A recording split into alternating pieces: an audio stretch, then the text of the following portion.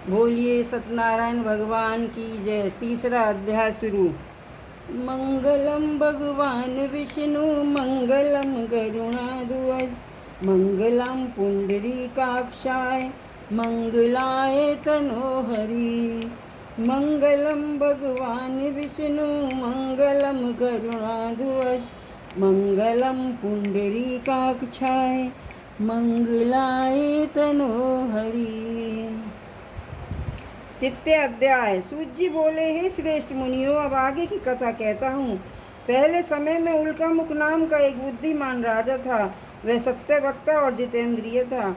प्रतिदिन देव स्थानों पर जाता तथा गरीबों को धन देकर उनके कष्ट दूर करता था। उसकी पत्नी कमल के समान मुख वाली और सती साध्वी थी। भद्रशिला नदी के तट पर उन दोनों ने श्री सत्यनारायण भगवान का व्रत किया। उसी समय वहाँ एक साधु वैश्य आया। उसके पास व्यापार के लिए बहुत सा धन था और राजा को व्रत करते हुए देखकर विनय के साथ पूछने लगा, हे राजन, भक्ति युक्त चित्त से ये आप क्या कर रहे हैं? मेरी सुनने की इच्छा है, सो आप ये मुझे बताइए। राजा बोला, हे साधु, अपने बांधवों के साथ पुत्रादि की प्राप्ति के लिए ये महाशक्तिमान श्री सत्यनारायण भगवान का व्रत और पूजन किया जा रहा है। राजा के वचन सुनकर साधु आदर से बोला, हे राजन, मुझसे इसका सब विधान कहो, मैं भी आपकी कथा अनुसार इस व्रत को करूँगा। मेरे भी कोई संतान नहीं है और इसके करने से निश्चय ही होगी। राजा से सब विधान सुनकर व्यापार से निमित्त हो वह आनंद के साथ घर गया। साधु ने अपनी स्त्री से संतान देने वाले इस व्रत का वर्णन सुनाया और कहा, जब मेरे संतान होगी तब मैं इस व्रत को करूँगा। साधु ने ऐसे वचन अपनी स्त्री लीलावती से कहे। वह एक दिन अपनी स्त्री लीलावती पति के साथ आनंदित हो सांसारिक धर्म में प्रवृत्त होकर श्री सत्यनारायण भगवान की कृपा से गर्भवती हो गई। 10वें महीने में उसके एक सुंदर कन्या का जन्म हुआ। दिनों दिन वह इस तरह बढ़ने लगी जैसे शुक्ल पक्ष का चंद्रमा बढ़ता है। कन्या का नाम कलावती रखा गया। तब लीलावती ने मीठे शब्दों में अपने पति से कहा कि जो आपने संकल्प किया है वह भगवान का व्रत करूँगा, अब आप उसे करिए। साधु बोला, हे प्रिय, इसके विवाह पर करूँगा। इस प्रकार अपनी पत्नी को आश्वासन दे वह नगर को गया।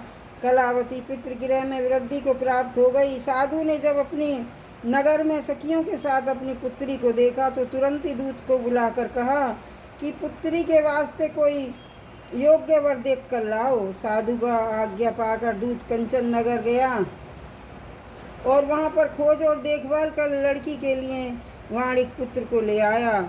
उस योग्य लड़के को देखकर साधु ने अपने बंधु बांधवों सहित मनवांछित अपनी पुत्री का विवाह उसके साथ कर दिया।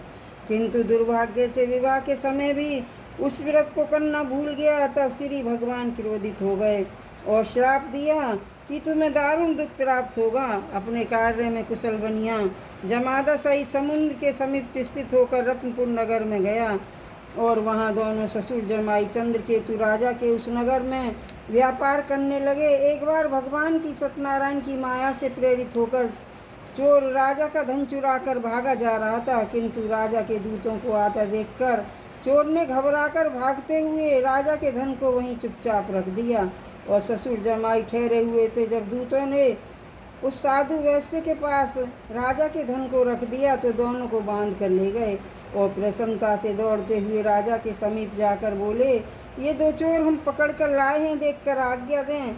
तब राजा की आज्ञा से उनको कठिन कारावास में डाल दिया और उनका धन छीन लिया। श्री सत्यनारायण भगवान के श्राप द्वारा उनकी पत्नी भी घर पर दुखी हो गई और घर पर जो धन रखा था वो चोर चुरा कर ले गए। सांसारिक व मानसिक पीड़ा तथा भूख प्यास से अति दुखी हो अन्न की चिंता में कलावती एक ब्राह्मण के घर गई। वहाँ उसने सत्यनारायण भगवान का व्रत होते देखा, फिर कथा सुनी और प्रसाद ग्रहण कर रात को घर आई। माता ने कलावती से कहा, पुत्री, अब तक कहाँ रही वे? तेरे मन में क्या है? कलावती बोली, हे माता, मैंने एक ब्राह्मण के घर श्री सत्यनारायण भगवान का व्रत होते देखा है। कन्या के वचन सुनकर लीलावती भगवान के पूजन की तैयारी करने लगी। लीलावती के परिवार और बांधवों से सत्यनारायण भगवान का पूजन किया और वर मांगा कि मेरे पति और दामाद शीघ्र घर आ जाएं। साथ ही प्रार्थना करी कि हम सबका अपराध क्षमा करो। सत्यनारायण भगवान इस व्रत से संतुष्ट हो गए और राजा चंद्रकेतु को स्वप्न में दर्शन देकर कहा, हे राजन, दोनों वैश्यों को प्रात ही छोड़ दो, उसका सब धन तुमने जो ग्रहण किया है दे दो, नहीं तो मैं तेरा धन, राज्य, पुत्र आदि नष्ट कर दूंगा। राजा से ऐसे वचन सुनकर भगवान अंतर ध्यान हो गए। प्रातःकाल राजा चंद्रकेतु में सभा में अपना स्वप्न सुनाया। फिर दोनों वाणिक पुत्रों को कैद से मुक्त कर सभा में बुलाया। दोनों ने आते ही राजा को नमस्कार किया। राजा मीठे वचनों से बोला, हे महानुभावो, भाभी-वश ऐसा कठिन दुख प्राप्त हुआ है, अब तुम्हें कोई भय नहीं है। ऐसा कहकर राजा ने उनको नए नए आभूषण पहनाए तथा उनका जितना भी धन था उससे दूना देकर आदर से विदा किया। दोनों वैश्य अपने घर को चले गए। बोलो सत्यनारायण भगवान की जय। श्रीमन नारायण नारायण नारायण।